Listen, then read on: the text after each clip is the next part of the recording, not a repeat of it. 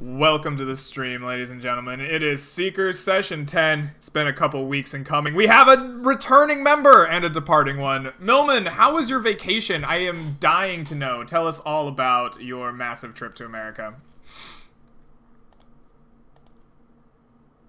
Or don't. Muted. Oh, fuck's sake. I had a great time. Yes! I ate all the food. I had Chicago pizza, which is just a pie without the top on. Yeah. You did not eat much. real pizza. Yeah, that's true. What else? I did a bunch of other American things. Just stupid shit. I went to a gun shop. That was fun as hell. I was going to say, did you shoot any guns? Because that's a very American That's thing to do. next trip I'm shooting them, but this trip I just went through and was like, oh, hey, I'm in an armory. I'm not actually in a shop anymore. This is great. Like, there was a redneck guy behind the counter. He was like, so you're looking at anything? And the moment I said anything, he's like, oh, you're Australian. If you want to handle anything, let me know. I'll just give it to you.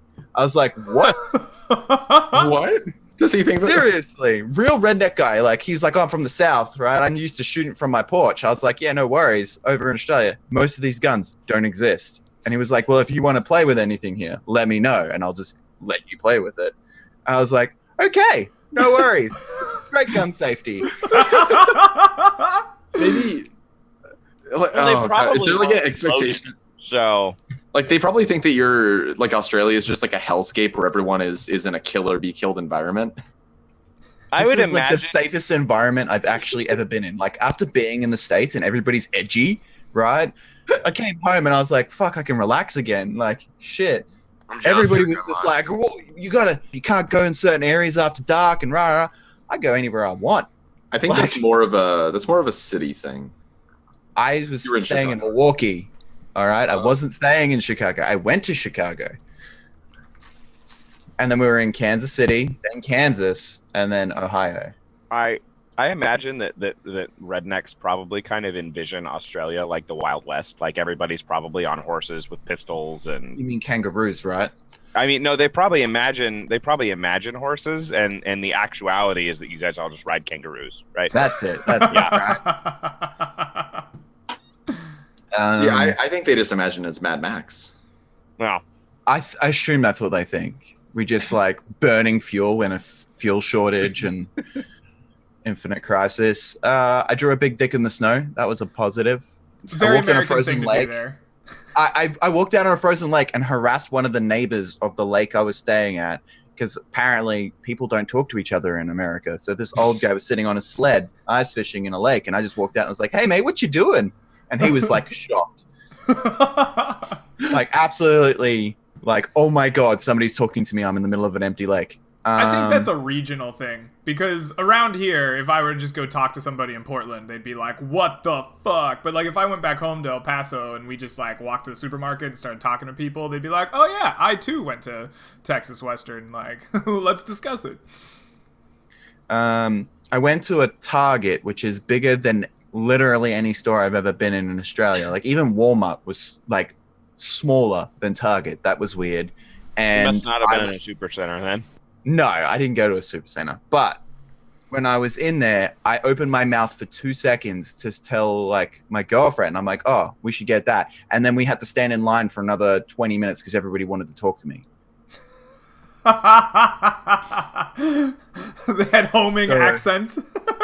Literally, like, there was 4 ladies behind us, 6 guys behind us, and this is at 10 p.m., right? Like, we were getting snacks while driving, and just people from everywhere. I'm like, you people weren't here when we walked in the store. It was empty. Where did you come from? Awesome. Well, it sounds like you had a blast of a trip. I am jealous of your ability to travel. I've been slaving away in the tax office, so, you know. But you get good money for that, right? Like, you can use get- that money you get from doing people's taxes to come to Australia, and then I'll treat you to it. No, I couldn't go to Australia. I could, like, fly to the Midwest somewhere, maybe. I get enough money to live on, but that's neither here nor there. What have the rest of you been doing? How's your last couple of weeks been? I'm going into like the finals stretch. But I'm an upper division like person right now, so all my finals are projects, so that's kind of a nightmare. Yeah, I it was an sounds English like it. major. All my projects were always papers. It'd be like, oh, hey, it's finals week. I have 32 pages of paper to write across all of my classes. Fun. Yeah. You know what was more papers than I thought would be is engineering. Right? Like, all of our projects, like, we would do experiments, but then it always resulted in, like, a 25-page paper. And I'm like, what's the point? Surprising. That really does not surprise me. I just want to film it. It's because papers are easy to grade. Yeah. They're very efficient. You can demonstrate that you know stuff, and it's easy for the teacher to not like have to sift through a bunch of stuff. It's like, oh, I'll just read this paper. Well, I think it's also that the idea behind engineering is that you're supposed to prove your thing is not going to break under any reasonable circumstances before you ever touch any of the building materials. Depending on your discipline, yeah. So Awesome. I actually discovered that as an English major, my ability of my other classes, because all the other classes just gave you an essay as your final, and I'm like, oh hey, look, they're pandering to my skill set. Excellent. They're a mistake. Well, good luck to you, Sean. Hopefully all of your paper writing goes well. You ace all that out. How many years do you have left? Is it just this one? I have one more semester after One this. more semester after this. So you're almost done. Nice. I want to be done. When's your finals week? Is it this week, this upcoming one, or No, I have like couple more weeks. I don't know. What day is it again? It's Saturday, the 13th of August. Nope. That's 2-ish weeks, 3 maybe. I don't know. Something along the that other line. month that starts with A. 3 weeks. Awesome. It would feel like August if you were at Millman, because it's summer for him. No, we're going into autumn now. Yeah. Oh, are you?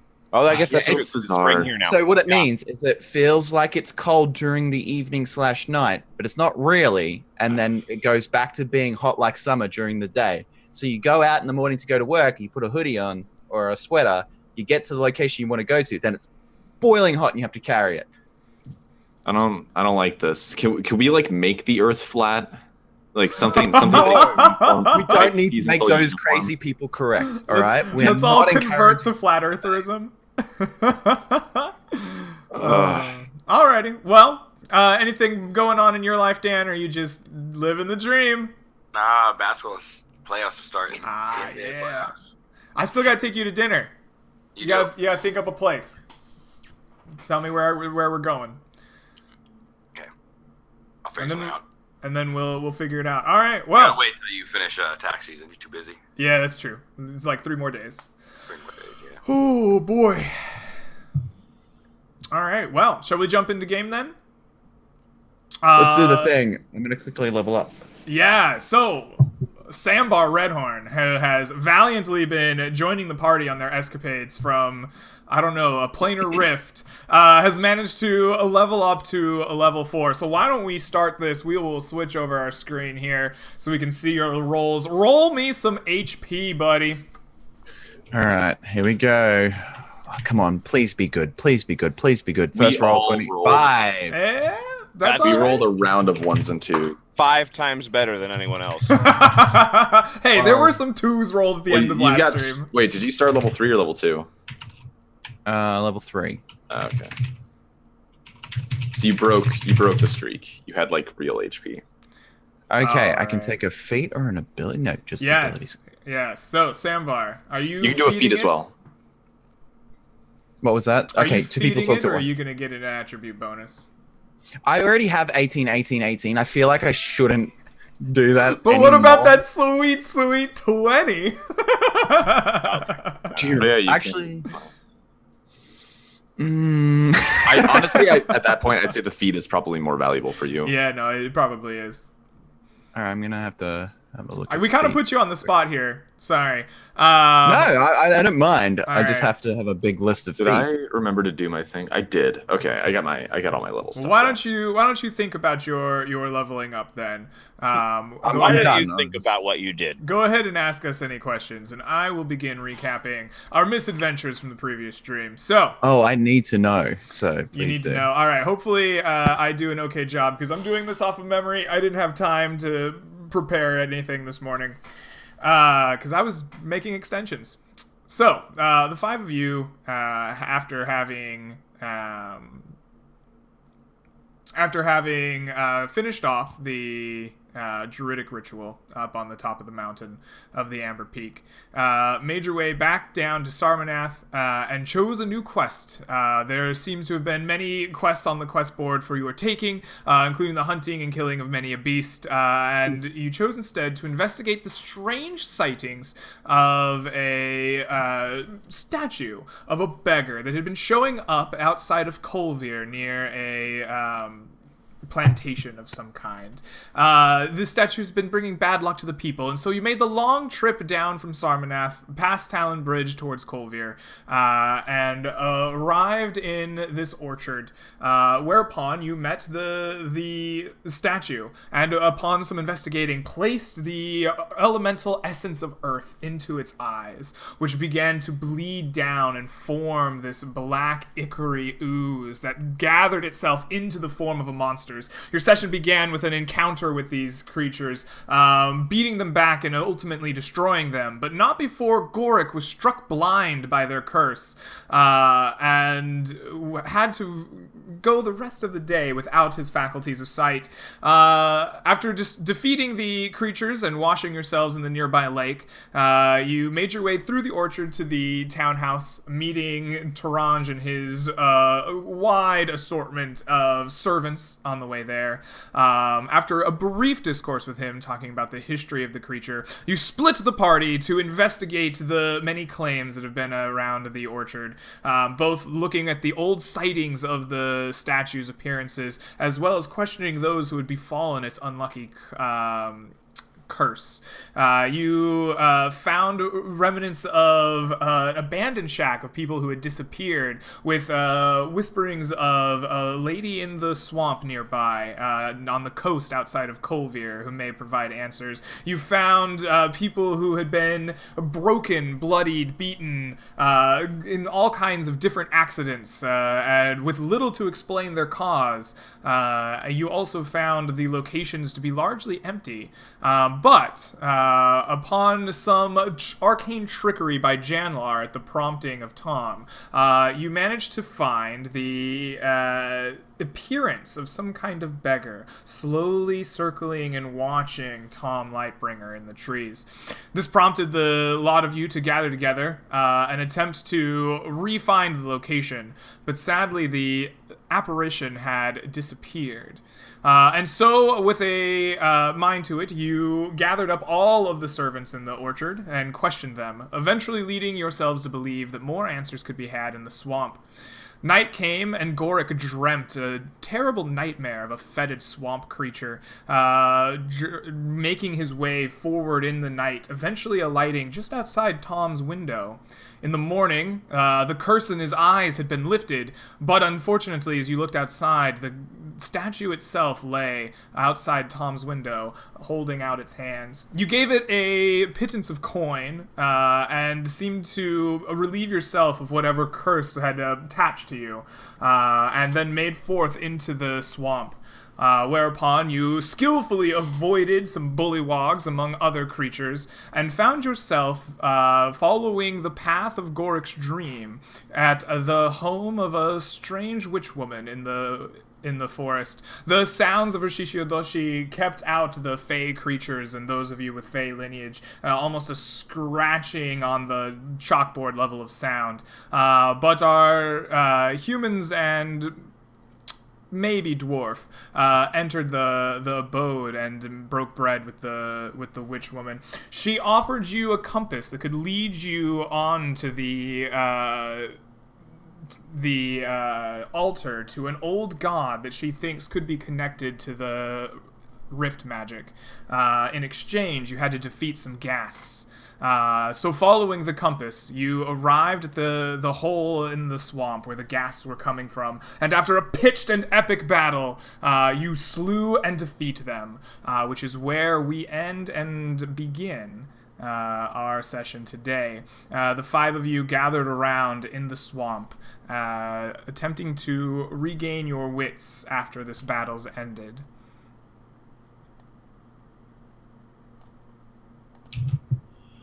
Yeah, I'm pretty injured, and I burned through all my stuff, so I'm going to suggest we start out by resting.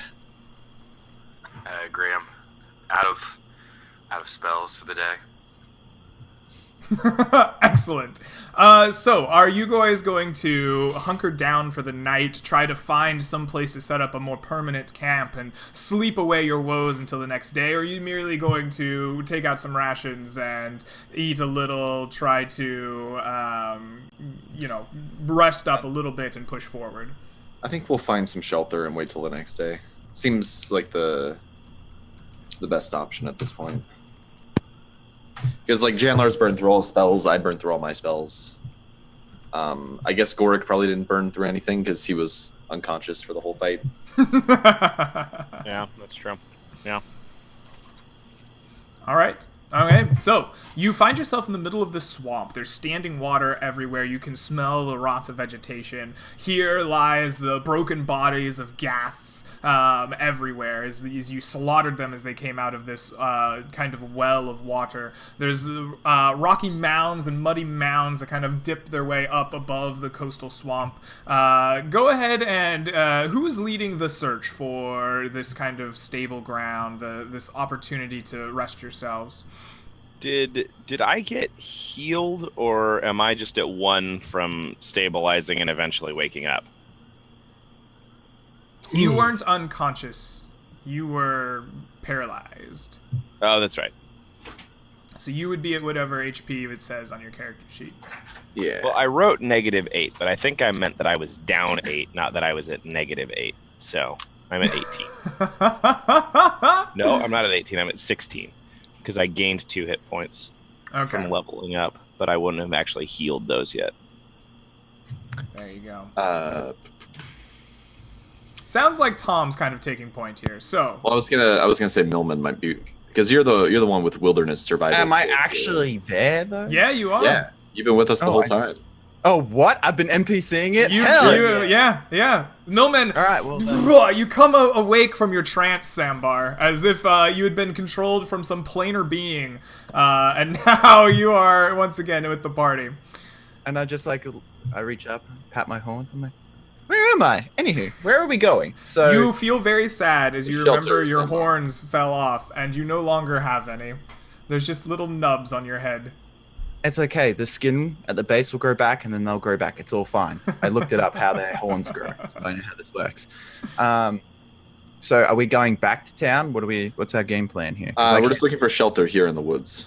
Okay, I can roll survival. All right, Sambar, after waking up from your strange reprieve, please go ahead and roll survival as you search the swamp for a good place to lay low. Try to stay away from the more evil beings that you found in the swamp. Out of 15, you spend I tap into my primitive ways. Yeah, you tap into your primitive ways.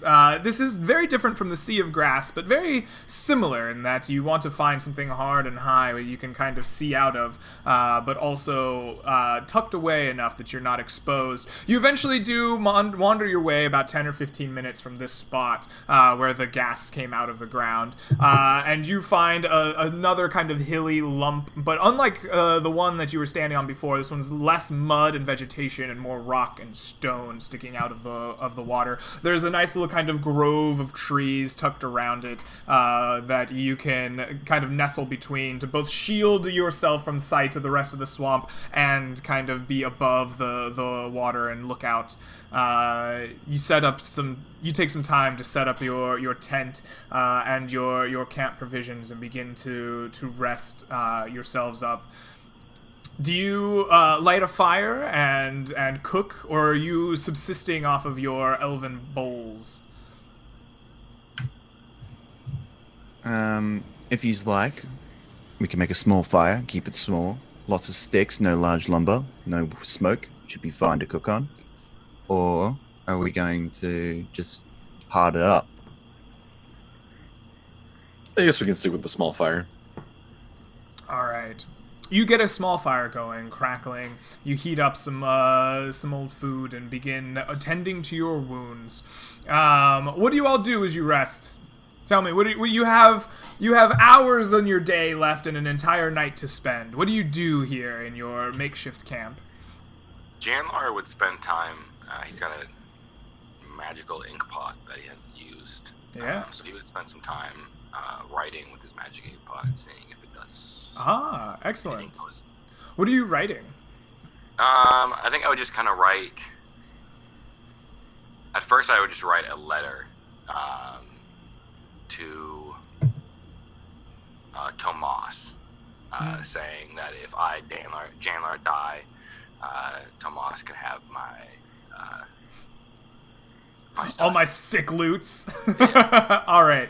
You stretch out a blank piece of canvas from your pack and take out this decorative inkwell that you purchased from Taranj, the orchard king, I guess we'll say, and begin to write. And with each stroke of the feather that came with the pot, you see your words right out in front of you. And as each word is finished, slowly begins to disappear from sight behind as you write. Interesting. I wonder if there's a command word of some sort that allows it to be seen again. I can't see the writing if I. No, as you write, it appears like normal ink, and then as each word finishes, just kind of disappears, turning invisible to sight. Okay. Yeah. I'll just kind of experiment with that for a while, and I'm not gonna burn it. Another. I was about to say, while you're doing that, you're looking at your paper, and I'm seeing the words like disappear. I'm like, you should hold it over the fire. Maybe it'll show up like invisible ink. I've seen the travelers in town use it. I look at him and I try that. Okay, you hold the page a little bit away from the fire, hoping to see the heat interact with the ink in some way. But the heat seems to have no effect other than making your hands very warm. Well, at least your hands are warm, I guess. All right.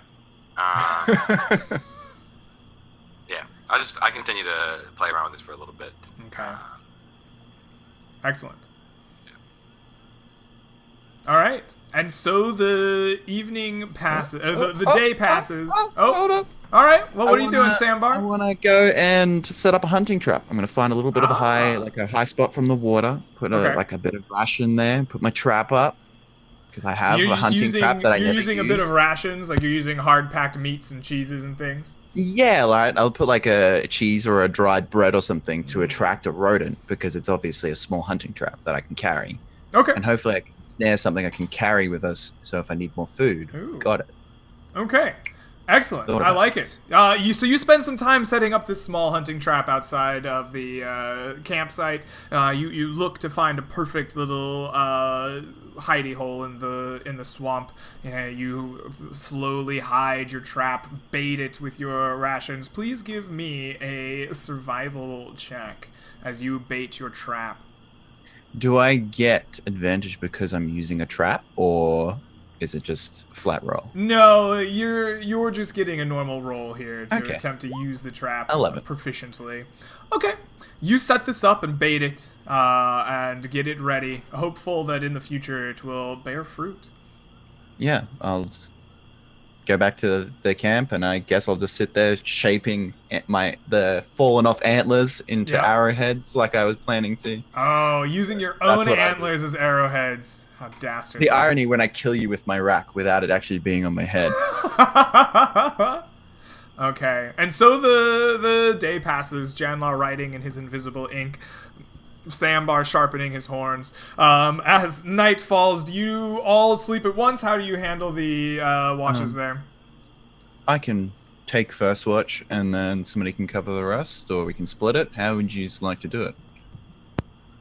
I would like to take first watch so I can get consecutive hours of sleep if possible. Okay, I can take it. I'll do last watch, and Gorik's a little bit old. He can just sleep through the night. I don't sleep much. It might be more useful for you to take a rest. Really now? Yes, old people don't need as much sleep as the young. Huh. I always close to thought the it was death. the other way around. Huh. Well, if you're offering, I'll have a good night. I'll see you all tomorrow. Tires.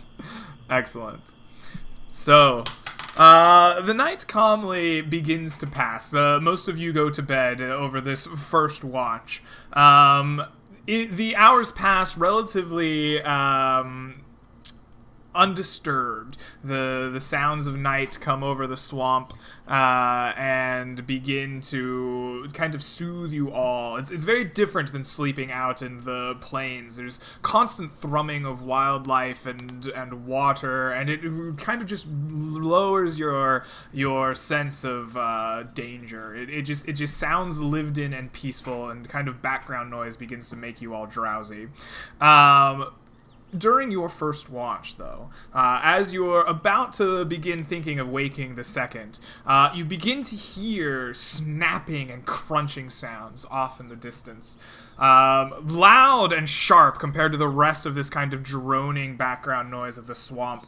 It sounds almost as things just breaking in half. Just few moments pass. Few moments more pass. This continues for some time. What do you do? Who's on watch right now? It's me. Well, you said that it's soon gonna be time for the next watch, so I'm just gonna go wake up Gorik and let him know that I hear something. Okay. In that direction. Gorik, you're shaken awake by Janlar as you hear off in the distance as you come to this sharp cracking. Greg, can I ask Dan to make a perception check as he wakes Gorik up? Go for it. Janlar, please make a perception check. I think I'm scared of this this noise in the wilderness. So that's a 6. Yeah, I don't think Janlar notices much. Okay. Gorik wakes up and hears the snapping sound. How Yes. far away does it sound like it is? You cock your head and you think. You think it is probably 10 or 15 minutes away from where you are now by walking. It seems quite close, but not in your immediate proximity. Has it been getting closer? Just recently heard it. I was about to wake you for your watch when I heard something apparently approaching us. We have not finished a long rest yet, right? You have not yet finished a long rest. Okay. Let us listen and see if it gets any closer. It is still some distance away, I think. Okay. You sit and you listen for 5, 10, 15 minutes. The sounds neither come closer nor farther away. They seem to stay at about the same distance. The sounds of the swamp kind of ring and drone around you. There's no change in them. Just steadily, you'll hear it. A few minutes, moments will pass. You'll hear another one. You wait 15, 20, 30 minutes. Eventually, you wait a full hour of your watch, and the crunching sounds are no more. It seems that you have outwaited them.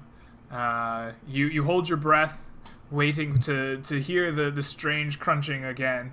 But after that hour passes, the sounds are no longer there. You are left once again in your peaceful swamp campsite. All right, I'll tell Janlar, go to sleep, young one. I will wake you if the noise resumes. Janlar is probably trying to lay down and sleep after like 15 or 20 minutes, but probably just heard the cracking consistently and just was like, all right, I'll try. All right. And with that, the rest of your night passes uneventfully. You find yourself woken up once again in the morning of the swamp. The air around you, unnaturally, you might even say warm for the season. Maybe that's just the swamp itself, but it never dropped to the nice cold that you've been feeling as we approach winter here. The 5 of you all begin to wake and go about your day. You've fully had a long rest. Go ahead and regain half your hit dice and your HP and spell slots as necessary. What are you doing now that you've rested up a night? I'm going to check my trap before we leave.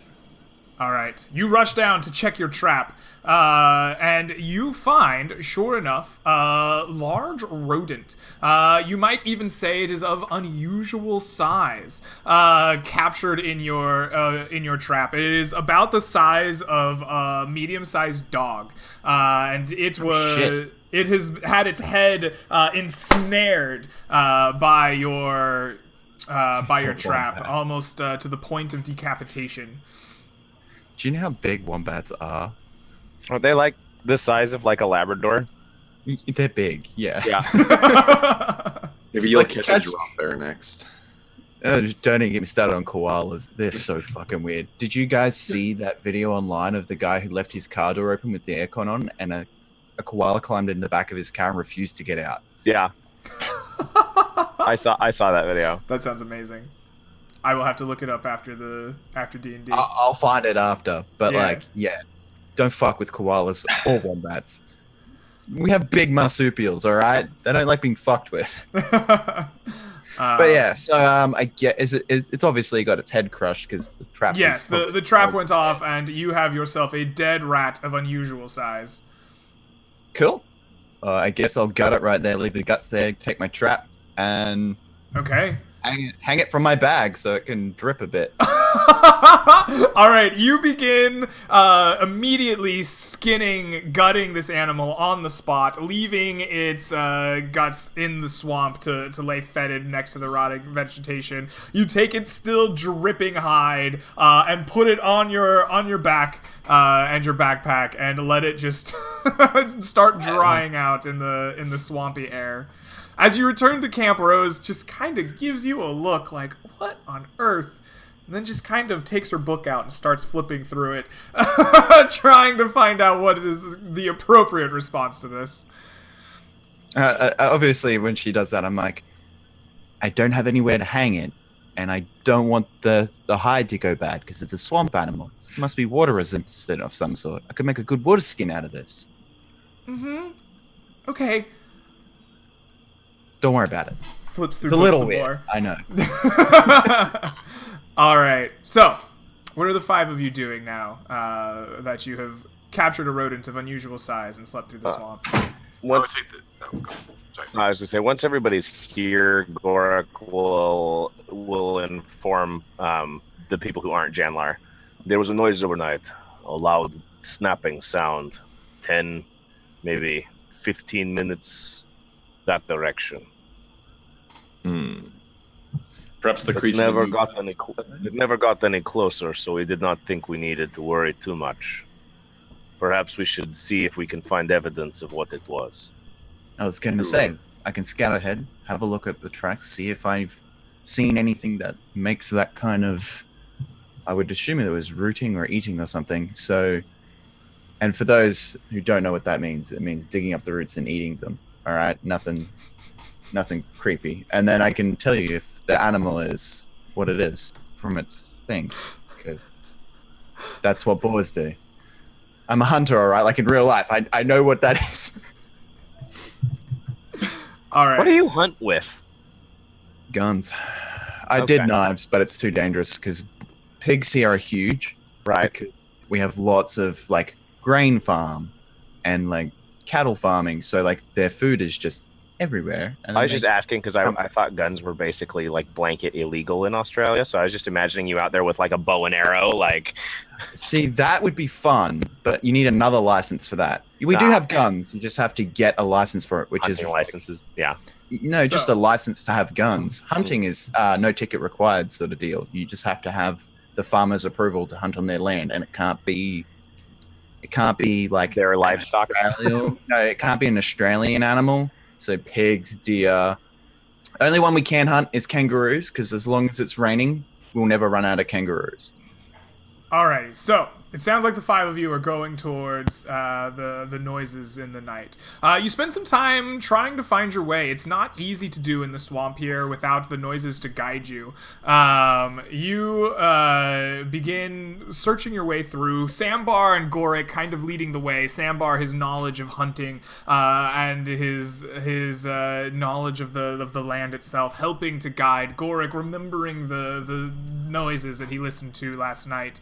Eventually, you search your way and find yourself back at the hole where the gas came out, and are probably immediately taken aback as you see surrounding this hole where the bodies had lain are the corpses of these gas, broken and splintered. Everywhere you go, it seems that specifically the chest cavities, the rib cages have been broken and torn open, and their insides have been stripped out of them. Their arms and legs and heads have been broken off away from their rib cages, away from their torsos, and just kind of stacked in a pile, as if discarded, as if refuse. And all of the torsos of these gas have been ripped up and torn open, and their innards taken out. And you just come across the scene of carnage in front of you. It was the witch that asked us to kill the ghasts, wasn't it? Yes. Yeah. Do you think witch needed ghast hearts or something for spell component? Wouldn't surprise me. Can I investigate the chest cavities to see if not just the hearts are missing, right? Like, Sure. You take a few moments to go through the chest cavities of these gas, and you see that everything inside of the torso has been scooped out. Basically, all that's left is like the flesh around the torso and the bones that have been broken and burst open. Anything else inside of that has been scooped out cleanly. It almost like medically.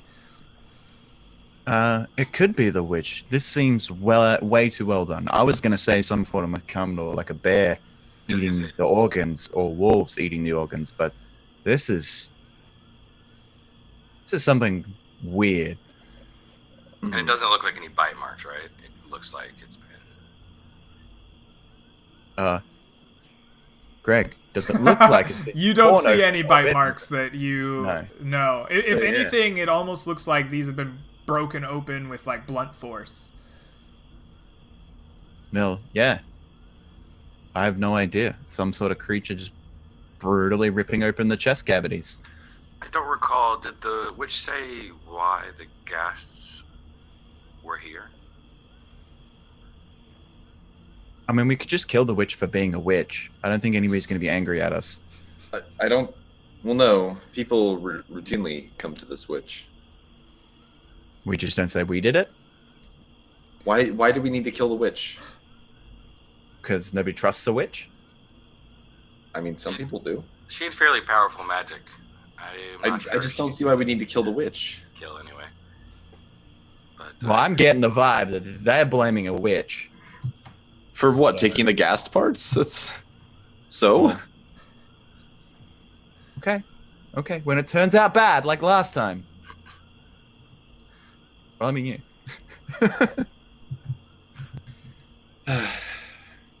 So, you see this scene of carnage in front of you. You have your compass that you've secured from the witch and your kind of earmuffs. What are you doing? Are you following the compass now? Or Yeah, the what is compass should be plan? pointing to a different location now, right? Yes. Now that you're here, you see that the compass is now once again pointing in a new location. I'm gonna- away from this place. Before we leave, I'm going to cast light on a rock or something and just drop it down the well that the ghasts were climbing up and see if there's any reaction from the well as the light descends down. And I'll watch as it goes down. Okay, excellent. Yes, Gorik, you cast some light on a rather hefty stone and drop it down this deep well, and you see this light kind of dropping down. You see the sides of this well. They're natural, it seems. They don't seem carved or unnaturally like circular, but it drops very, very deep. And as the light drops down, every 10 or 15 feet or so, you see little divots leading into the edges of this well underneath the water. It almost looks like little burrows where animals might or used to have lived. As it descends deeper and deeper down, those kind of give way to just normal walls. As it gets to about 60 or 70 feet, you might think, below, suddenly, without warning, the light seems to be swallowed and is gone. I'm like leaning over the well as he dropped it off, and I'm like, well, there's something big down there that just ate your rock. That was a sphere of annihilation. Yeah. Janlar, like, I'm just imagining Janlar, like, Scooby-Doo style, just like, a what? Like, yeah, I'll look and I'll be like, either something ate the rock, or there is a darkness spell down there which consumed it. I'm guessing the latter. I turn and I look at the light bringer and I say, why would there be darkness at the bottom of this well, do you think? Trying to hide something at the bottom. It could be a cruel joke. There could be, I don't know, a bunch of spike pits at the bottom. I look, I'm like, do they think you can't swim? Spike pit in water is not hard to avoid. No, I was imagining not water. No. There's a well, right? Like, it's not just a... Yeah, I thought it was so like an empty well. I've been calling it a well, right? But here, I will switch you guys over to this map again for your reference. If we go to Swamp 2, you'll see that where your tokens kind of surround this, there's this naturally occurring kind of watery hole.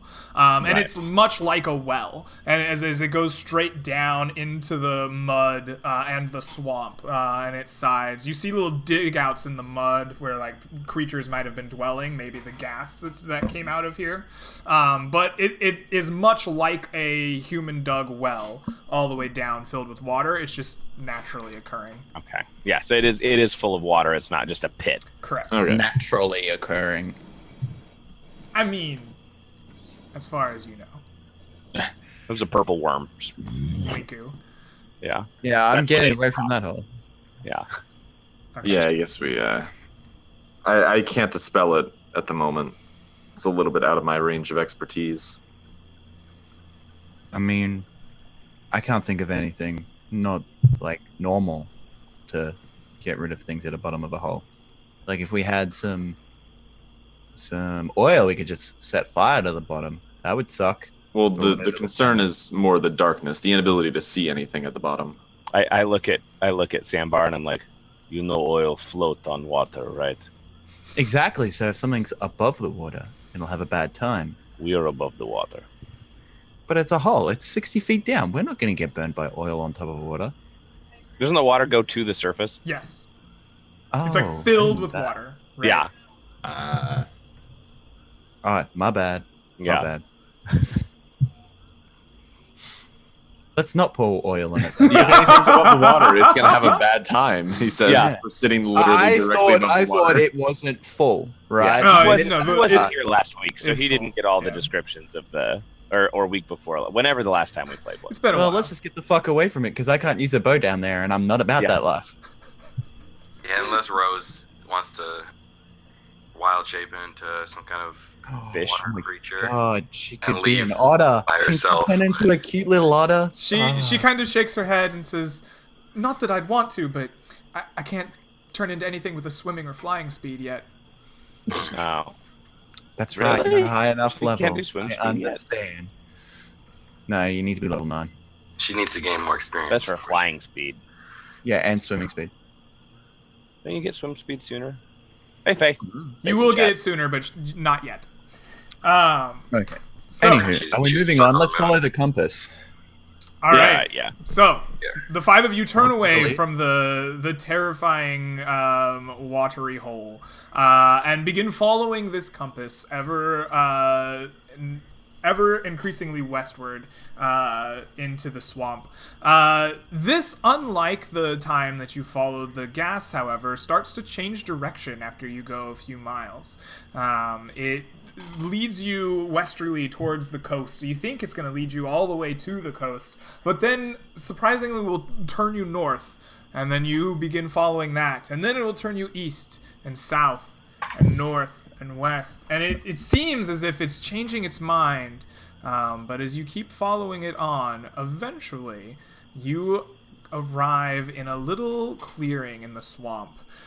In front of you is this large standing pool of water, almost like a lake. Obviously it's not. It's no different than the standing water in the rest of the swamp, but it is a clearing away from muds and rises and stones, except for in the very center of it, you see one rising swell of mud and stone. Vegetation grows along the edge of it, but not in the center. And from where you stand in the center of this clearing, you see the figures of statues lining in kind of a semicircle around an altar in the very center of stone. But the stone is different from any you've seen in this local area. It's bright white, almost like you would say marble, but from this distance it shines and glistens, reflecting any piece of light back towards you. And there seems to be some kind of figure on top of the altar.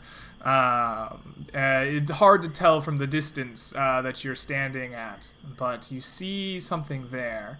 And as you stand looking at this, you begin to hear whispers in the air, just kind of coming towards you. They're just soft and barely perceptible right at the edge of your hearing, but it sounds almost like the whisper of another person, just barely audible, barely inaudible. You can't make heads nor tails of what it might be saying, but it's there.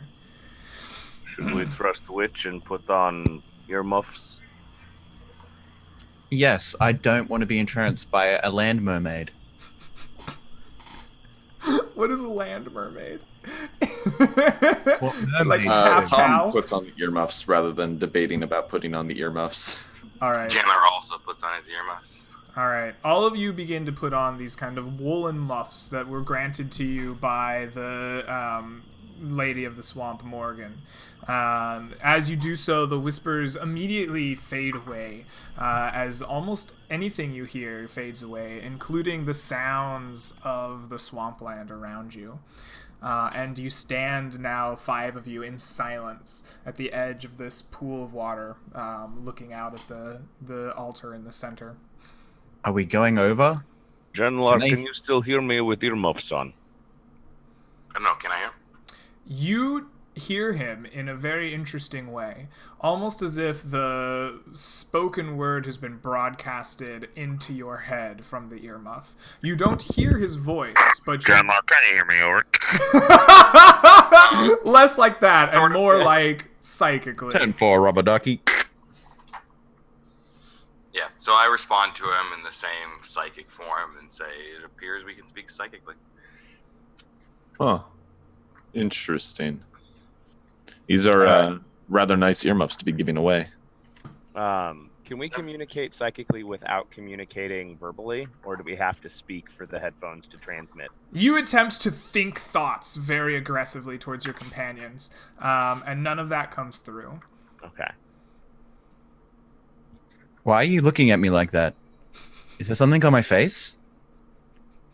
I whisper, I am trying to send you thoughts. Does the whisper come through as a whisper or as regular? No, it comes through as just the same level of volume. It doesn't seem So how like far it away? whispers. How far away did you say this was from us?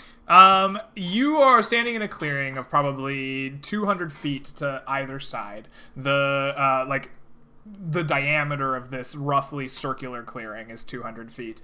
In the center of the clearing is this kind of swampland. So roughly 100 foot to the center of it, the stony, muddy outcropping rising up out of the standing water is roughly circular and, windy and muddy ways, but probably is only 30 or 40 feet itself. So probably 60 to 70 feet of standing water lie between you and like the actual ground that this altar is built on.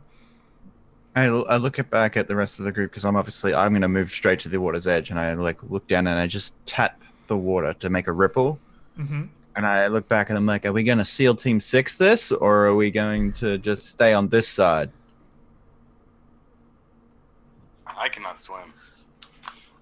I think you everyone can swim. sit on my shoulders and they can just see you going across.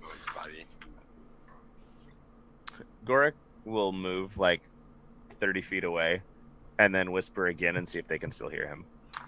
At 30 feet, yes. Everyone can still hear your whisper. Still hear you, Roger. This is interesting.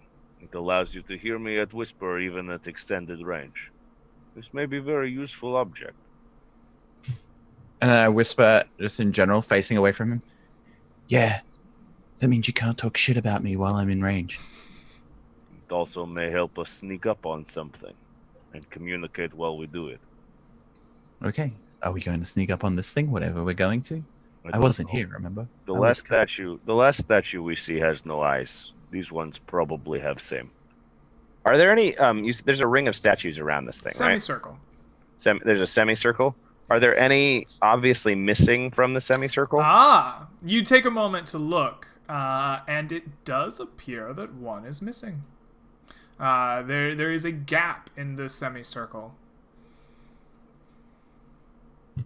Well, let's approach and see what we can figure out. Sure. All right. So the five of you begin to make your way ever closer to this island, treading your way through the standing water. As you do so, the whispers once again kind of become louder and louder. But you seem to be afforded some protection from these earmuffs. As you approach, they remain inaudible, growing just at the edge of your vision as you approach this island, but never crossing the threshold of being something that you could hear and understand. You just begin to hear this just on the very edges of your understanding, these whispering sounds. You eventually cross your way through the standing water and arrive on the island proper. As you can see now more clearly, only 30 or so feet away from you, these statues are overgrown. It seems that vegetation and moss and lichen have grown up over these statues, lending them a more swampy look. But underneath that, you can still see the same stone, white and glistening, that the altar itself is made of. Now that you're on this bit of mud here leading up, you'll see that the statues are a ring around kind of some stone jutting up out of the mud. Looks like more natural stone, but it is broken and crumbled. It seems as if almost an earthquake or something had come through here. The statues and altar are seemingly untouched, but the ground underneath broken and craggy and with gaps in between it. Lying on top of the altar you now see is a body. It looks to be humanoid and very dead. Dried blood runs down it, just lying on this altar. Some of the blood staining the pristine white kind of crystalline rock that it is made of. Before we go any further, I want to take a copper coin out of my bag and cast Detect Thoughts. Oh, interesting. Okay. One of the things you can do with Detect Thoughts is if you can't see a creature, you can use the spell to detect the presence of thinking creatures you can't see. When you cast a spell as an action, you can use the spell to search for thoughts within 30 feet of you. The spell can penetrate barriers of 2 feet of rock, 2 inches of metal. Very interesting. 3 Okay. intelligence. So You're using everything to its full extent. fucking like it. You take out a copper coin and begin to incant your thoughts. You rub the surface of the coin, rub your head, and you begin to reach out with your mind, searching for the thoughts of thinking creatures. You expect to find the thoughts of your companions, but find yourself unable to locate them. And as you continue to expand your mind out, you kind of run into like a barrier of sound.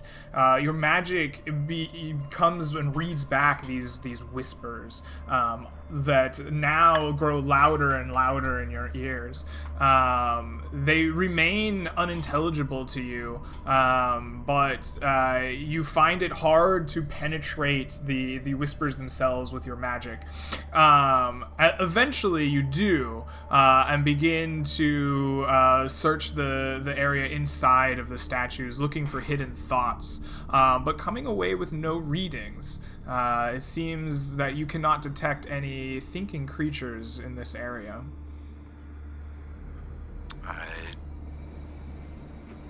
Is that a trance? I don't even know. Detect thoughts? I'm not sure. Well, I would let everyone know that I can't detect any creatures in the area.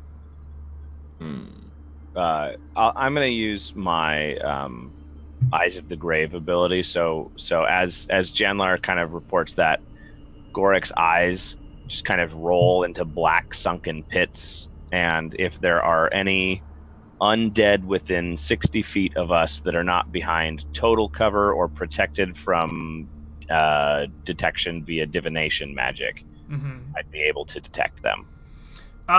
You immediately detect two things.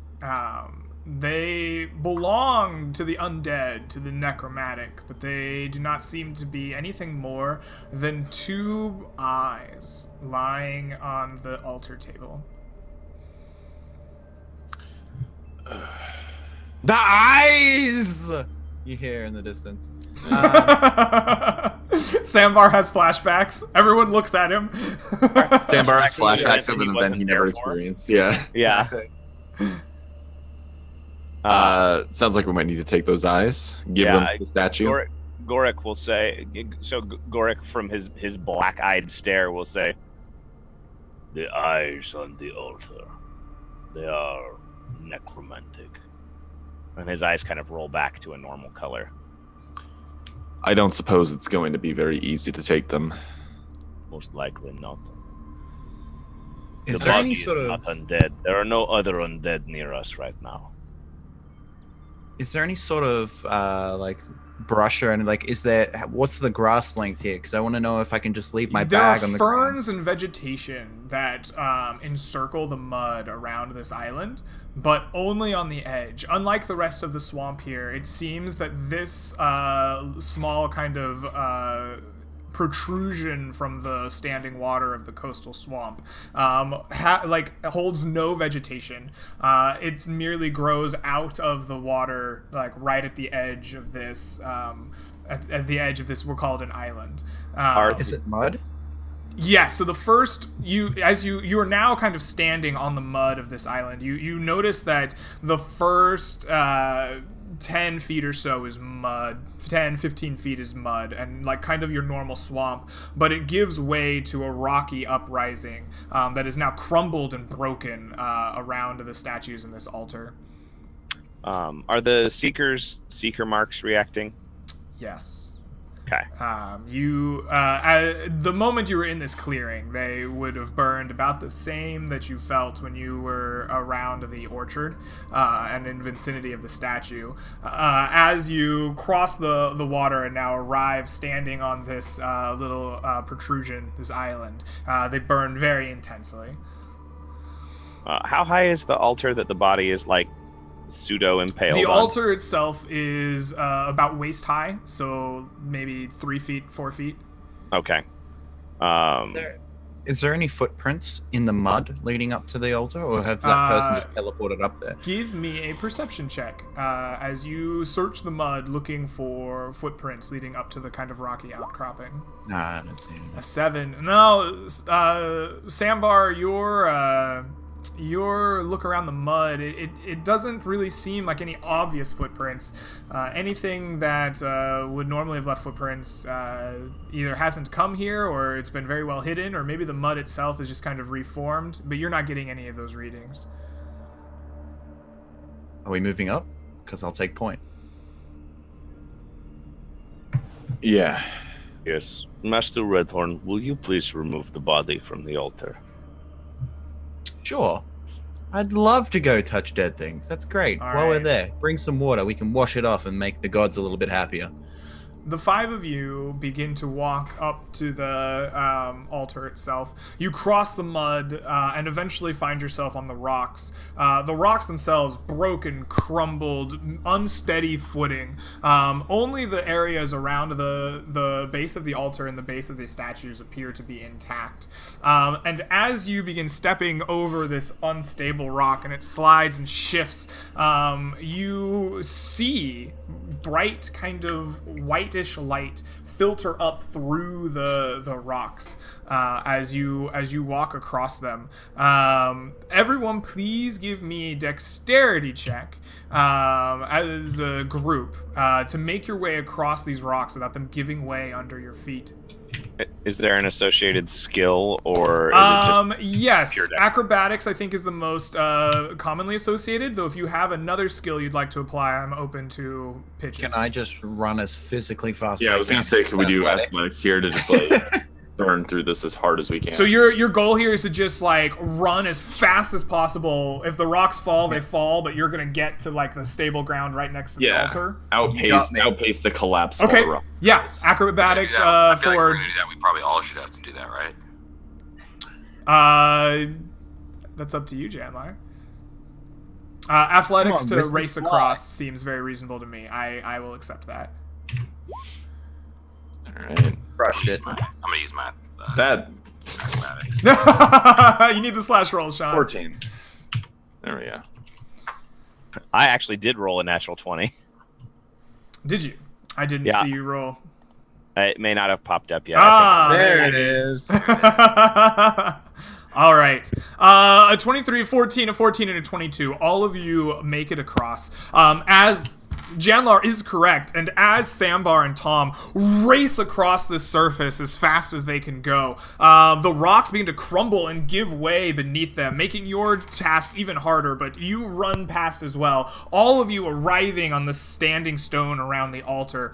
The rocks begin to crumble and shake and fall. Some shift out of the way, but many of them just start cascading down underneath you. And you see that the stone that has been cracked and broken gives way and falls to a chamber beneath the statue. The altar itself is held up on a pillar or a column, as well as these statues.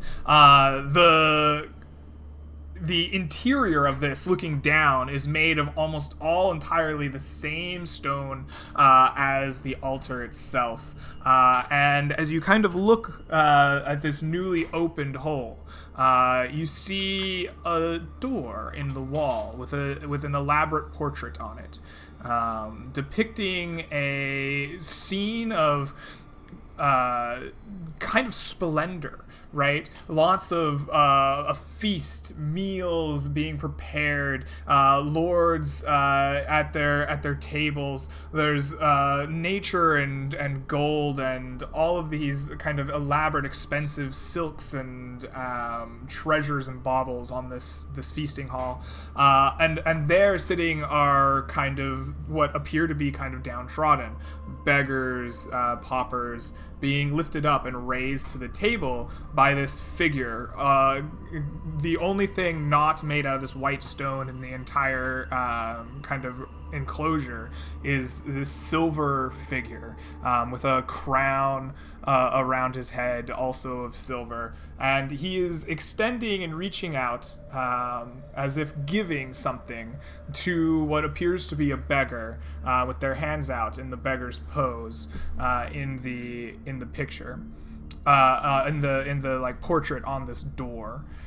The altar itself that you are now standing right next to is made out of the same material, but lying on top of it is what is obviously a poor man, human, tattered, ugly clothes, dirty, definitely not been washed in ages. The body doesn't appear long dead.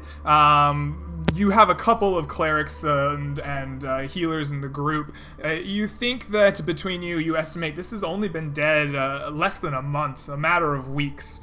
And the blood from his face runs down, staining the altar. What is very noticeable is that there are 2 eyes that are not his own in the eye sockets of the man. The sockets have been enlarged and almost forcefully dug out so that they fit. And you who were at Willard's Mill will all recognize these eyes. They are the same that you gave to the crazed man in Willard's Mill. I will donate. I will sub to the highest tier if you do the voice. I need it. Which voice? You want the eyes? Yes. Sambar, as you look at this, you're not sure why or how you know this. I'll turn my speakers down a but little bit. you hear echoing. Wearing headphones. You look in these eyes, something sparks in an ancient memory, and you hear the eyes. You must bring me the eyes. Fucking You're dumb. Take my money. All right. Millman owes Greg a top tier sub. All right. I'm doing it right now. Should now be able to resume headphone volume. So, the 5 Hopefully of you are it now avoided. standing around this altar, looking down into this newly opened place with a dead body on it in front of you. And I think that is a good place for us to take our first break. So, we're going to shut down shop for about 5 minutes, and we will be right back with part 2. I hope to see y'all then.